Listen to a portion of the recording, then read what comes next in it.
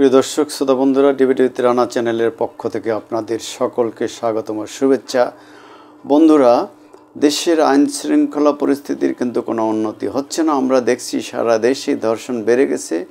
কুষ্টিয়ার সেই 7 বছরের মেয়েটি এখন সম্মিলিত সামরিক হাসপাতাল ঢাকায় মৃত্যুর সঙ্গে পাঞ্জা লড়ছে। যে কোনো সময় হয়তো আল্লাহ যদি সহায় হয় তাহলে সে বেঁচে যেতে পারে, কিংবা যে কোনো সময় দুঃসংবাদ আসতে পারে।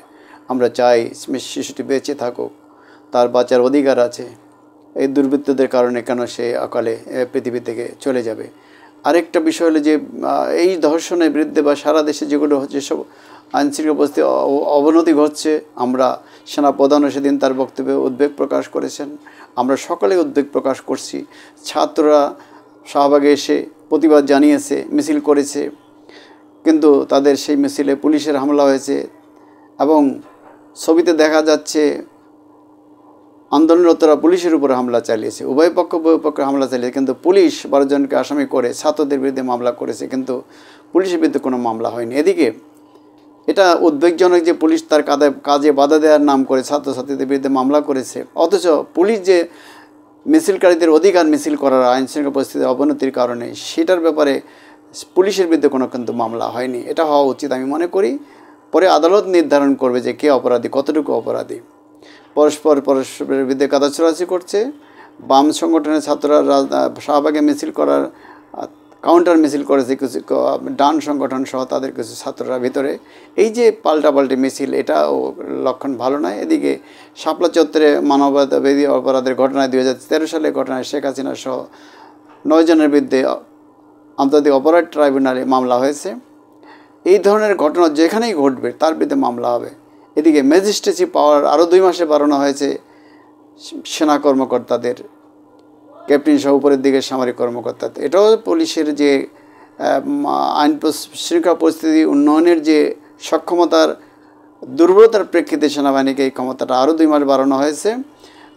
তাহলে আমরা দেখছি যে এই যে পুলিশ তার সক্ষমতা বাড়াতে পারছে না, পরিস্থিতি সামাল দিতে পারছে না। বিশেষ করে আমরা দেখছি যে গত 5 আগস্ট শেখ হাসিনার বিরুদ্ধে যে আন্দোলনটা হয়েছিল, স্বৈরাচারের বিরুদ্ধে পতনের স্বৈরাচার, তার আগে থেকেই গত 17 বছরে জনগণের উপরে যে রোলার স্টিম চালিয়েছে, দুঃশাসন চালিয়েছে, ব্যাপক খুন গুম জখম করেছে, লুটপাটের পাশাপাশি গণতন্ত্র ধ্বংসের পাশাপাশি, সেক্ষেত্রে শেখ হাসিনার পতনের আন্দোলনে বিশেষত শেষ দিকে এসে শিক্ষার্থীরা, পথচারীরা, সাধারণ জনগণ যে দুর্বার আন্দোলন গড়ে তুলেছে, সেখানে পুলিশের গুলি কিংবা অন্যান্য বাহিনীর মারণাস্ত্রের গুলি শেখ হাসিনার নির্দেশে উপেক্ষা করে তারা আন্দোলন করে সফল হয়েছে। সেখানে বহু মানুষ মারা গেছে, 17 বছরে মারা গেছে। আন্দোলনের সেদিকে 2000-এর মতো ছাত্র, শিক্ষার্থী এবং গণমানুষ মারা গেছে।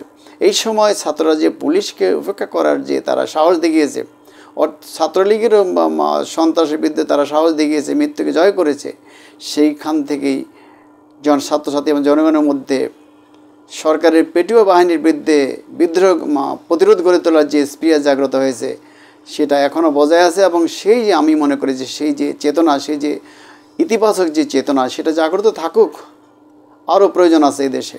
কিন্তু সেক্ষেত্রে এই পেটুয়া বাহিনীর বিরুদ্ধে তাদের যে চেতনা, জাগ্রত চেতনা যাতে কোনো দেশের উন্নয়ন বা আইন শৃঙ্খলা পরিস্থিতির অবনতির ক্ষেত্রে ব্যবহৃত না হয়, সেদিকে সকল পক্ষে খেয়াল রাখতে হবে। পুলিশকে খেয়াল রাখতে হবে, সেনাবাহিনীকে খেয়াল রাখতে হবে, বিশেষত যারা আইন শৃঙ্খলার দায়িত্বে আছেন তাদের সকলকে খেয়াল রাখতে হবে। এবং খেয়াল রাখতে হবে যারা এই প্রতিরোধ গড়ে তুলছে তাদের আন্দোলন যেন কখনোই কোনো অন্যায়ের পক্ষে চলে না যায়, দেশের আইন শৃঙ্খলা পরিস্থিতির অবনতির যেন কারণ হয়ে না দাঁড়ায়। সকল পক্ষকে এদিকে খেয়াল রাখতে হবে। আমি মনে করি সকল পক্ষকে সংযত রাখার জন্য, দেশের আইনশৃঙ্খলা পরিস্থিতি উন্নয়নের জন্য কেবল বাহিনীর উপর নির্ভরশীল হলেই হবে না, সেখানে জনগণকে সচেতন হতে হবে এবং আদালতকে সক্রিয় ভূমিকা পালন করতে হবে। অতএব আমরা মনে করি বিচার নিজের হাতে তুলে নেওয়া যাবে না, আইন নিজের হাতে তুলে নেওয়া যাবে না। এটা পুলিশও করতে পারবে না, জনগণও করতে পারবে না। আইনের জন্য আদালত আছে, সেখানে যেতে হবে।